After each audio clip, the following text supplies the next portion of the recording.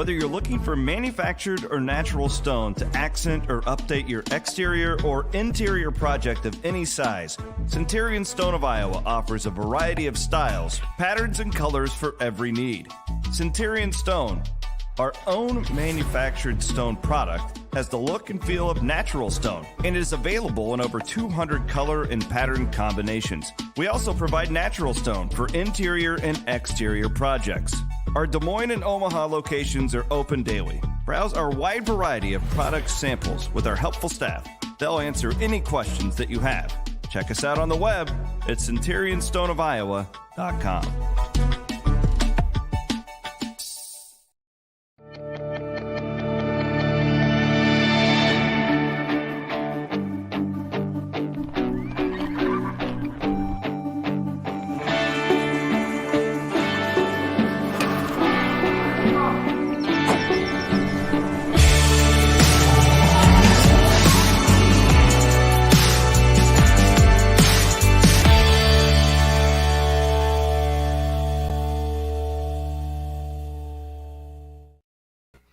Hello, welcome to halftime here on the Cyclone Fanatic social media feeds. Chris Williams with you. It is 0-0 in Athens, Ohio.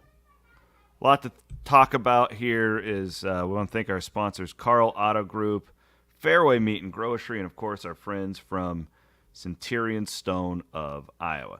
All right, let's get after it. Well, we knew this would be another ugly game because that's what Iowa State does these days. The defense has been lights out. The offense has been not so much. It all comes to me at 0.7 yards per carry, which is totally unacceptable for a Big 12 offense playing against a MAC school. Iowa State simply can't run the football, folks. A lot to criticize here. 1 of 6 on third downs.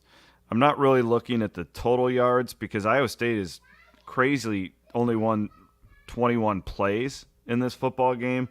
Ohio with a time of possession advantage of 19-10, and that's because Iowa State can't get any first downs, right? You're not moving the football on Ohio. Rocco Beck's been fine. He's not the problem if you're tweeting at me about the quarterback. You got to be able to run the damn football. This is not hard. We knew this would be all season long, that the defense would be great. You're missing kicks again, right? It should be 3-0 right now. Why do you think I hammered on the kicker all offseason? Because I knew Iowa State would be in so many of these games. It's because I didn't have a lot of faith that this offense would be much better, and it's clearly not. So you got to get points when you can, and I feel bad for Contreras. This is not his fault that it's 0-0, but damn, you got to make the kicks. What do you do in the second half? Here's the problem, right? I think that if Iowa State continues at this pace, I don't necessarily think Ohio will score on Iowa State's defense. But the problem is, do you trust that your offense? Let's say you spread it out wide and throw it downfield. I mean, you're risking a turnover there and putting them in a bad spot. I think Iowa State can win this game 6-3 or 9-6 or whatever the hell it's going to turn out to be. You start throwing it down the field too much and doing all that stuff, man. Maybe you give them a turnover, but I think that's what most fans want at this point. I'll get to your guys' comments in a minute. I can't read them and commentate and look at the stats at the same time. Appreciate everybody watching on YouTube, Facebook, and Twitter.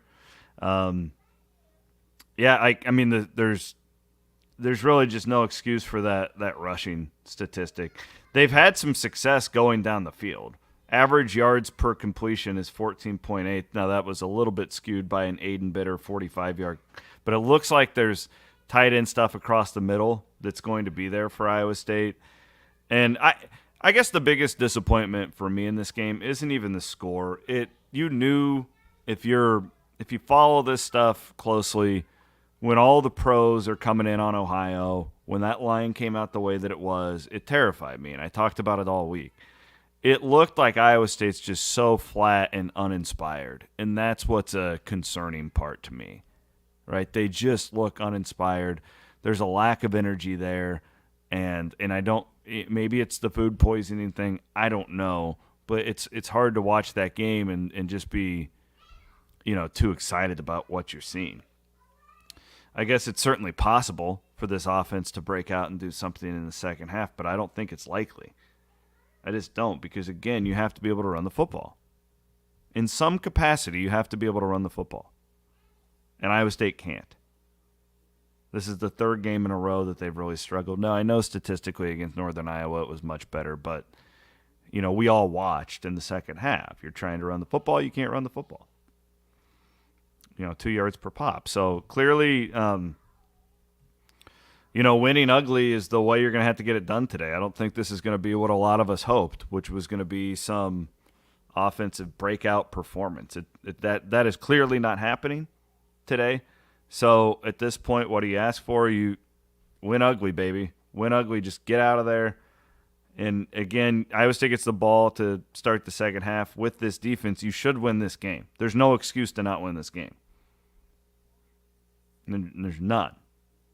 But here you are in a position, 12 first downs for Ohio to 4 by Iowa State. Iowa State's defense has clamped down when it needed to. 4 first downs in that first half is just really, really, really unacceptable offense. But again, we knew the offense would struggle this year. Everybody knew that. If you didn't, you were delusional. We knew it would struggle, and we knew it would take some time. You got all these new coaches. We all knew that. But, man, this is bad. I mean, a really, really, really bad half of offensive football for Iowa State. What do I want to see in the second half? I want Bramer to get more involved. You got to get Higgins more involved. It looks like Jalen Knowles not going to be out there today because of the food poisoning thing. Rocco looks fine to me. I think that he's okay. But you're going to have to, if you want to run the ball and you're not able to, short passing game, that type of thing. But you look at the other way, Rourke is 9 of 20.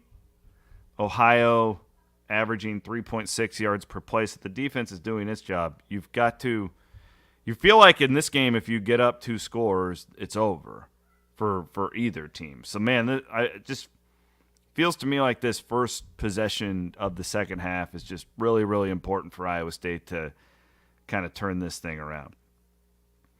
Yeah, I don't know what else to say. Because you feel like when you're in my spot and you talk about these games all week long, and you talk about this season, we knew this would be the case, right? We knew you'd have an elite defense, you'd be in close games, you have to make field goals, and you have to be able to at least be competent on offense. God, I feel like I'm talking about Iowa the last couple years, right?